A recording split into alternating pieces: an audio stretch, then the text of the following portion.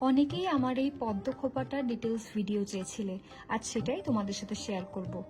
আমি হেয়ারটা middle partition করে নিয়ে সামনের দিকের হেয়ারগুলোকে একদম হালকা একটু কার্ল করে নিয়েছিলাম।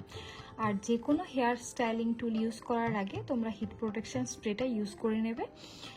এরপরে আমি খুব হালকা হাতে দুই সাইডের হেয়ারগুলোকে সামনের থেকে নিয়ে হালকা টুইস্ট করে নিয়ে পেছনের দিকে ববি পিন দিয়ে সিকিউর করে নিচ্ছি।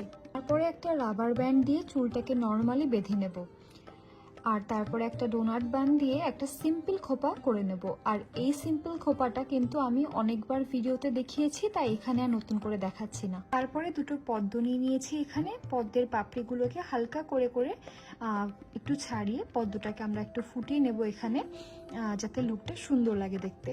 এবার এই জিনিসটা একটু খেয়াল করে তোমাদের দেখতে হবে। আর পদ্ম খোপার কিন্তু এটাই একদম ইম্পর্টেন্ট পার্ট।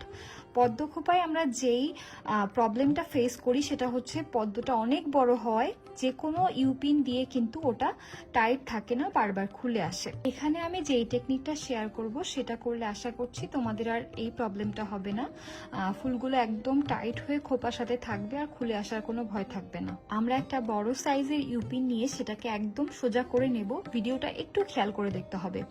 তারপরে ফুলের মাঝ বরাবর পিনটাকে গেঁথে দিয়ে পিনের ওপর আর নিচে দুই সাইডেই ইউ শেপ করে নেব লাস্টের অংশটুকু হাত দিয়ে, যাতে কাঁটাটা ফুল এবং খোপায় খুব ভালোভাবে আটকে থাকে।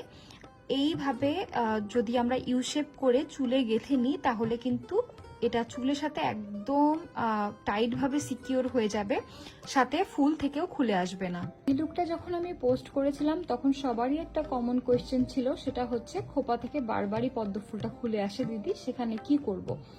তো এই টেকনিকটা তোমরা ইউজ করে দেখো, আশা করছি এই প্রবলেমটা আর হবে না। আশা করছি ভিডিওটা তোমাদের জন্য হেল্পফুল হবে। সো সবাই ভালো থেকো, টাটা।